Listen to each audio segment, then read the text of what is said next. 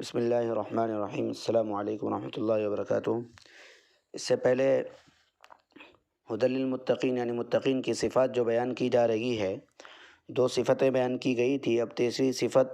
اور تیسرا مسئلہ جو ہے اس آیت میں جو بیان کیا گیا ہے وہ یہ ہے، اللہ کی راہ میں مال خرچ کرنے کا تذکرہ کیا گیا ہے۔ اور اس میں جمہور مفسرین نے تحقیقی طور پر یہ اختیار کیا ہے کہ ہر قسم کا وہ خرچ داخل ہے جو اللہ کی راہ میں کیا جائے، خواہ وہ فرض زکوٰۃ ہو یا دوسرے صدقات واجبہ یا صدقات نافلہ اور خیرات وغیرہ ہو۔ قرآن کریم میں جہاں کہیں بھی لفظ انفاق کا استعمال ہوا ہے، عموماً نفلی صدقات میں یا عام معنی میں استعمال کیا گیا ہے۔ زکوٰۃ فرض کے لیے عموماً لفظ زکوٰۃ کا لفظ استعمال کیا گیا ہے، تو یہاں پر اس مختصر سے جملے میں لفظ مما رزقناہم پر غور کرنے سے ایک لفظ اللہ کی راہ میں مال خرچ کرنے کا ایک قوی داعیہ شریف انسان کے دل میں پیدا کر دیتا ہے کہ جو کچھ مال ہمارے پاس ہے یہ سب خدا ہی کا عطا کیا ہوا اور اس کی امانت ہے۔ اگر ہم اس تمام مال کو بھی اللہ کی راہ میں اس کی رضا کے لیے خرچ کر دیں تو حق جو ہے اور بجا ہے، اور اس میں بھی ہمارا کوئی احسان نہیں ہے۔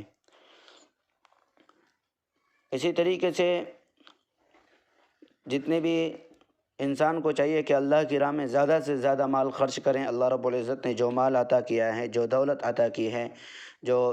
جائیداد اور جو چیزیں عطا کی ہیں، خواہ وہ پیسے کی شکل میں ہو، خواہ وہ سونے چاندی کی شکل میں ہو، خواہ وہ ثمرات کی شکل میں ہو، پھل وغیرہ کی یا اناج وغیرہ کی شکل میں ہو، اناج وغیرہ سے بھی انسان کو چاہیے کہ وہ بھی اس میں سے زکوٰۃ وغیرہ نکالیں۔ عام طور پر لوگ کھیتیاں کرتے ہیں لیکن کھیتیوں میں سے زکوٰۃ ادا نہیں کرتے ہیں، لہذا انسان کو چاہیے کہ وہ اس میں سے بھی نکالا کرے۔ اس کے جو مسائل ہے اس کو کبھی کسی اور دن بیان کیے جائیں گے۔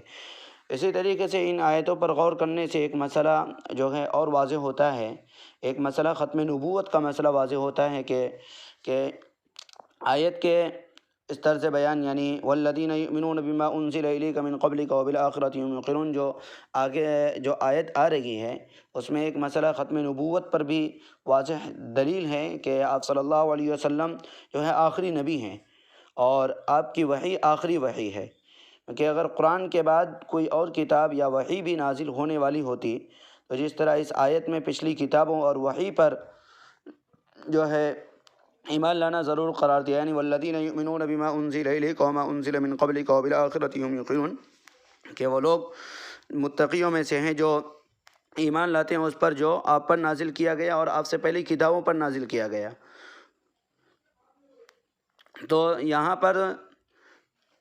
جتنے بھی پہلے کتابیں نازل ہوئی ان تمام کتابوں پر ایمان لانے کا تذکرہ کیا گیا، لیکن آپ صلی اللہ علیہ وسلم کے بعد اگر کسی کو نبی اگر آنا ہوتا تو آپ صلی اللہ علیہ وسلم جو ہے آپ صلی اللہ علیہ وسلم بھی اس کا تذکرہ کرتے اور قرآن کریم میں بھی اس کا ذکر کیا جاتا، لیکن کہیں بھی ایسا نہیں ہے۔ جہاں بھی آیا ہے من بعد آیا ہے، من قبل آیا ہے یا من قبلک آیا ہے، من بعد کا تذکرہ کہیں بھی نہیں آیا ہے۔ یعنی اس سے پہلے کئی ساری قرآن کریم میں کئی ساری آیات ہیں جس میں بتایا کہ وما ارسلنا من قبلک ولقد ارسلنا رسلا من قبلک ولقد ارسلنا من قبلک رسلا،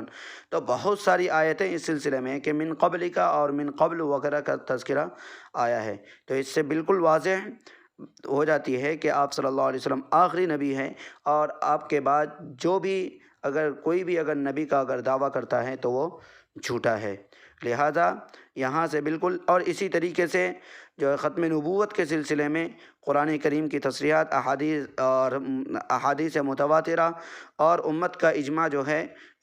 اس میں کئی ساری کتابوں میں اس کے سلسلے میں وضاحت کے ساتھ موجود ہیں، اور خود مفتی شفیع عثمانی صاحب نے ختم نبوت میں اس کو بہت واضح انداز میں اور دو ٹوک انداز میں اور صراحت کے ساتھ اور وضاحت کے ساتھ بیان کیا ہے۔ اللہ تبارک و تعالی ہم سبوں کو عمل کرنے کی توفیق عطا فرمائے۔ السلام علیکم ورحمۃ اللہ وبرکاتہ۔